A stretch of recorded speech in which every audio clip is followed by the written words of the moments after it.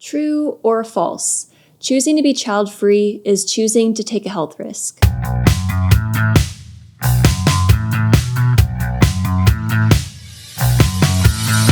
What is up, everybody? It's Kelsey with Diary of the Childfree, and today we'll be discussing the pros and cons related to our health when it comes to being child-free. While not having children increases our risks in some areas, it also decreases in others. With that being said, take everything I mention here with a grain of salt, as I tend to do when I read the information regarding these studies and claims. Different doctors are going to say different things, and when our health is simply put into two categories of with children and without, there is this huge gray area where so many endless factors can also play tribute. I'm definitely not a doctor, so nothing in this video should be taken as medical advice in any way, shape, or form. You should always be doing your own research as well. Maybe it's been a friend, a stranger, or most likely a doctor who's warned you of the health risk involved with never having children. What are they, you ask? Some of them are said to include breast, ovarian, and endometrial cancers, in addition to in connection with uterine tumors. A lot of these diseases are a result of our hormones,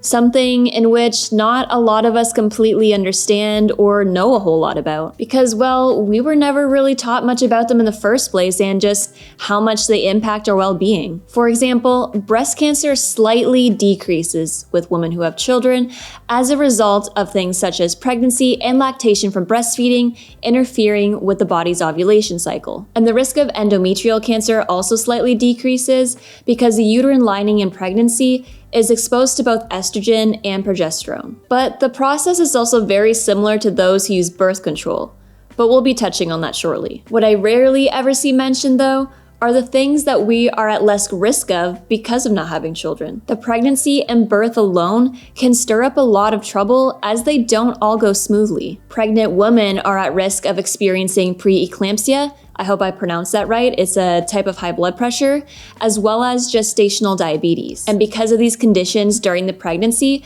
doctors see more of an increased risk of things like chronic pain, cardiovascular disease, heart disease, type 2 diabetes, and stroke in some women who have had children. Let's also not forget that birth can lead to deadly things like blood clots, hemorrhages, and, well, even more long-term heart problems. Having children not only takes a huge toll on a woman's body, but both parents significantly lose many hours of sleep, all while their anxiety and stress levels increase. Over time, lack of sleep can result in heart disease, kidney disease, high blood pressure, stroke, and so on. Stress and anxiety are also two of the major causes of higher cortisol levels. And this increase may result in things that include weight gain, high blood pressure, osteoporosis, muscle weakness, and intestinal problems. Additionally, a 2006 American Journal of Human Biology study tracked births from 1886 to 2002 in various regions of Poland. Their study showed that women who have had children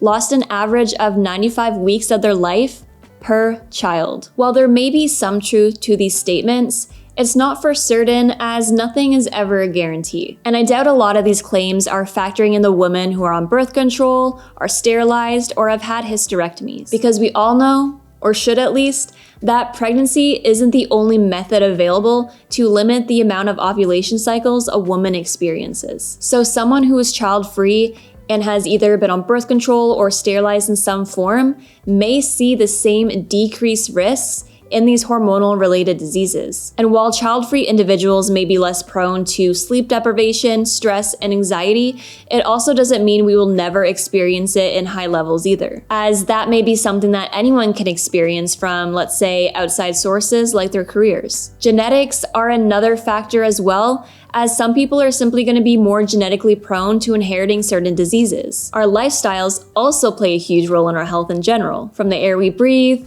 to the food and drinks we consume, and to anything that touches our skin. We also have to look at age, because that's not something that's always brought up when people make these claims and try to convince us child-free people to have children in the name of health. The slight decrease in these diseases of women with children is generally only strongest prior to the age of 30, as women over the age of 35 are more likely to experience problems as well as risks. Some research even goes to show that women who do end up having children later on in life still have that same high chance of developing breast cancer. So let's discuss some lifestyle choices we can make or consider that don't involve the need to have children, but can also make a big impact. Eating healthy foods is an obvious, but also very easy change to make. There are so many good and healthy foods out there for you to enjoy, but some of the most beneficial when it comes to your reproductive health as well as your hormones are going to include things like your dark leafy greens, your allium vegetables, which are your onions, garlic, and so on, cruciferous vegetables like cabbage, which is really good for you, citrus and berry fruits, beans, green tea, and so much more. While we are at it, two of the biggest things to avoid are evidently going to be sugar and alcohol, which do a lot more damage than they do any good. Eating healthy is never going to be the easiest thing to do, but coming from someone who has a major sweet tooth like myself, it is possible and it can be done. Now, endocrine disruptors are not always heard of, but remain hard to fully avoid as they are nearly everywhere. But being mindful of them and limiting your exposure can help even in the littlest bit. They are in our food and drink packaging, cookware, makeup, body products, many fragrance items, and so much more. Some easy changes to limit your exposure to them can include switching to cast iron pots and pans, using less plastic, as well as being mindful of the chemicals in the products we use every day, such as makeup, body wash, detergent, body lotion, candles, and even perfume. So as this video comes to an end, I just want to remind you all that the US has the highest maternal mortality rate in any developed country, and we're all full of microplastics and forever chemicals anyway, so might as well not even stress too hard. Just do what works for you. Get regular checkups if you can, maintain a healthy lifestyle on your terms, and live, laugh, love. Much of what I talked about here is going to change opinions based on who you talk to about it, as well as who conducted and funded the study and research. Nothing is ever going to be truly 100% accurate. So now I ask you, have you ever heard of these claims, or has someone ever told them to you before? Perhaps I've missed some and you would like to share. Let me know in the comments below. And if you'd like to see more, make sure to like and subscribe to stay posted. And as always, keep being authentically child-free.